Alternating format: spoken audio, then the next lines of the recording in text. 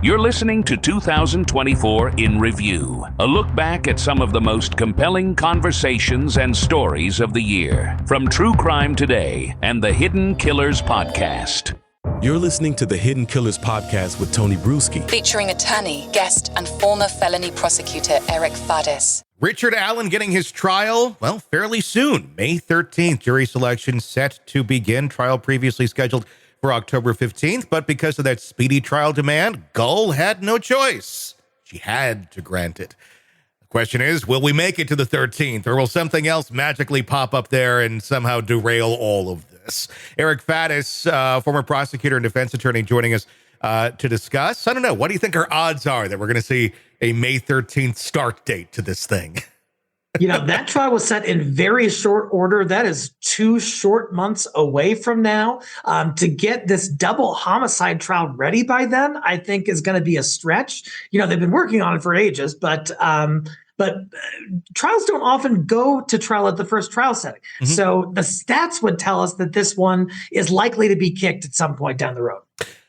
It's the defense that does not want it kicked down the road, though, and I'd imagine they're going to do everything in their power to avoid that from happening. How could this be delayed? What are the possible maneuvers that we may see on the part of the judge or the prosecution to do just that? Yeah, you know, there's still this pending motion by the defense regarding discovery. So they're saying that the prosecution withheld a bunch of information. There may be additional materials on which the defense is waiting to receive and analyze. Assuming the defense's motion is granted on Monday, which is no guarantee, that in and of itself could result in a dump of discovery and just the attorneys needing additional time to go over it. Yeah, where even the defense may say we need some more time here, which they may end up getting. There is that request for the Franks hearing that they'd love to have. At this point in the game, do we need the Franks hearing? Can some of that come out in the trial itself, or is it really more important to go procedurally and have that take place before the actual trial, or that information to come out before the actual trial? Gull had approved it once, then denied it again, and the request is being made again a second time.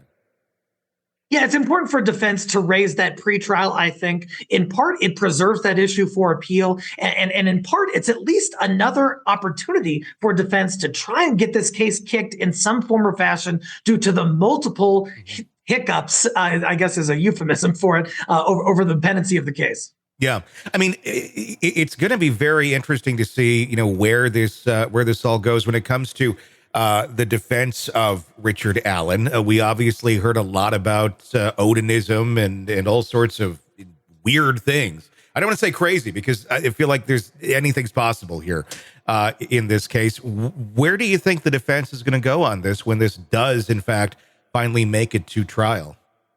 You know, there are a few pieces of prosecution evidence that the defense is going to need to try and neutralize. The prosecution claims that they have an alleged confession and maybe some kind of admission in a jail call. Defense is going to have to try to explain that for the jury. Do they call their own false confession expert? Perhaps. Do they just try to explain it away in some other fashion? Maybe. But I think that's got to be a piece of the defense. And then also just these irregularities that have happened throughout the case, throughout the investigation, to the extent that the judge allows defense to get into that, which is questionable, they need to try. Yeah, I mean, it's going to be interesting, the false confession, or maybe it was a real confession. I mean, how often do you see false confessions out there with individuals who are in a situation like this? Although this is a very weird, rare situation that Richard Allen has found himself in. You know, certainly in criminal cases, people give legitimate confessions because they did it. However, false confessions are more common than probably the general public thinks. And I think with the emergence of true crime and programs like yours, we learn more about instances in which false confessions have been proven in the past in other cases, and sort of factors that could have bearing on whether a confession is false or not. So it happens more than you think. How do you think a jury would take I guess it's going to depend what this confession is and actually hearing the confession itself. I'm wondering if this confession could actually be used for the defense more than the prosecution, if it does sound like something that is a bit coerced. Oh, yeah, absolutely. And defense can certainly frame it as their client, Richard Allen, being railroaded, which there's a lot of evidence that he's been railroaded in other ways throughout this investigation. And so they could certainly pose it as, hey, this is just another example of the government really overcoming this guy's will and getting him to say what they want him to say and otherwise being unfair to him. I think that's the way defense is going to play it. You think we're going to see any witnesses being called up, like guards from the jail, people like that we've heard of, specifically the ones like with the Odinist tattoos and things of that nature, to somehow, make some testimony or bring some testimony to this?